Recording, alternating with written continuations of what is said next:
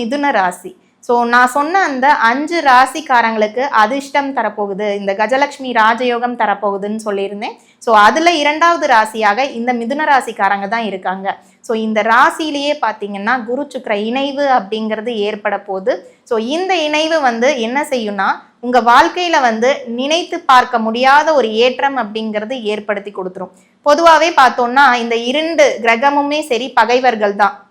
ஆனால் இருக்கின்ற இடம் அப்படிங்கிறது ரொம்பவே முக்கியம். உங்களுடைய ராசியில் இந்த 2 கிரக சேர்க்கை ஏற்படுறனால வெளிநாட்டில் வேலைக்காக முயற்சி செய்கிறவங்க அல்லது ஃபாரின்லேயே அடுத்த வேலை மாற்றத்துக்காக ட்ரை பண்ணுறவங்களாகட்டும், இவங்களுக்கு எல்லாத்துக்குமே அவங்களுக்கு விருப்பத்தகுந்த வேலை அப்படிங்கிறது அமைச்சு கொடுத்துரும். ஸோ படிப்புக்காக இவ்வளோ நாளாக படித்து நீட் எக்ஸாம், மெயினாக நீட் எக்ஸாம் எழுதுகிறவங்களாக இருந்தீங்கன்னா சீக்கிரமாக 2025 ஆண்டு பார்த்தோம்னா கிளியர் பண்ணிவிட்டு அடுத்த லெவலுக்கு மூவ் பண்ணிடுவீங்க.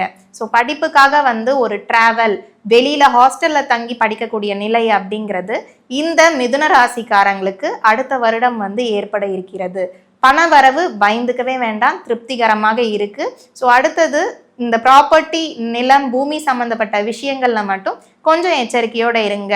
ஸோ உறவினர்கள் பேச்சை கேட்டு எந்த ஒரு டெசிஷனும் எடுக்க வேண்டாம், நீங்களாவே உட்கார்ந்து யோசிச்சு முடிவெடுக்கிறது அவசியம். குழந்தை பாக்கியமாகட்டும், திருமண தடைகள் ஆகட்டும், உங்களுக்கான வரன் உங்களை தேடி வந்துடும். குழந்தை பாக்கியத்துக்காக நீங்க முயற்சி செஞ்சுட்டு இருக்கீங்க, குழந்தையின்மையாவே இருக்கு, திருமணமாகி 10 வருஷம் ஆகுது அப்படின்னு இருக்கிறவங்களுக்கு எல்லாமே மருத்துவத்தின் மூலமாக குழந்தை பாக்கியம் அப்படிங்கிறது கட்டாயம் அடுத்த ஆண்டு கிடைக்கும். ஸோ இந்த மிதுன ராசிக்காரங்களுக்கு பாலிடிக்ஸ் சம்மந்தப்பட்ட விஷயங்கள்ல மிகவும் அனுகூலமான பலன்கள் ஏற்படும்.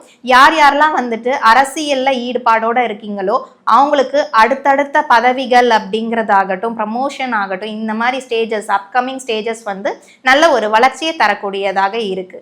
ஸோ இந்த மிதுன ராசிக்காரங்க பரிகாரம் அப்படின்னு பார்க்கும் பொழுது ஒவ்வொரு வெள்ளிக்கிழமை அன்றுமே சரி உங்கள் வீட்டுக்கு பக்கத்தில் இருக்கக்கூடிய அம்மனுடைய ஆலயத்துக்கு போங்க. அங்கே போயிட்டு வெண்பொங்கல் பிரசாதத்தை வரக்கூடிய பக்தர்களுக்கு விநியோகம் செஞ்சுட்டு வாங்க. ஸோ இதுவே ஒரு சிறப்பான பலன்களை உங்களுக்கு ஏற்படுத்தி கொடுக்கும். ஸோ 2025 ஆண்டு பார்த்தோம்னா மிதுனம் 2வது ராசியாக கஜலட்சுமி யோகத்தை பெறப்போகிற ராசியாக இருக்கு. ஸோ எந்த ஒரு கவலையும் வேண்டாம். ஸோ இந்த குரு சுக்கிர நினைவுங்கிறது மிதுன ராசியில் நமக்கு நடக்க இருக்கிறது. ஸோ ஜூலை மாதம் 2025 ஆண்டு தான் இந்த குரு சுக்கிர இணைவு அப்படிங்கிறது ஏற்பட போகுது.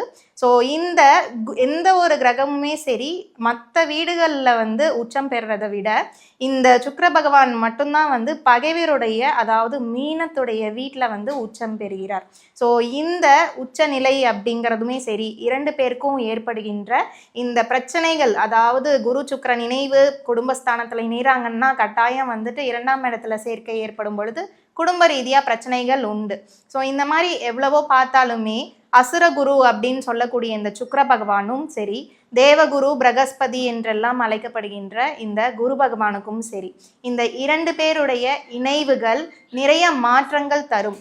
ஸோ இந்த குரு பகவான் எந்த ஒரு ஜாதகத்தில் நல்லா இருந்தால் மட்டும்தான் நமக்கு திருமண அமைப்பாகட்டும், ஒரு குழந்தை பாக்கியமாகட்டும், சிறப்பான கல்வி, ஒரு ஒழுக்கத்தோட ஒரு குழந்தை நடக்கிறது, இந்த மாதிரி விஷயங்கள்லாம் லைஃப்பில் கரெக்டாக நடக்கும். ஒரு சில ஜாதகத்தில் பார்த்தீங்கன்னா குரு பகவான் விரயஸ்தானத்திலையோ இல்லை அஷ்டமத்திலையோ மறைவுன்னு இருக்கும் பொழுது கட்டாயம் அந்த ஜாதகருக்கு திருமண வாழ்க்கையிலையும் பிரச்சனை கொடுக்கும்.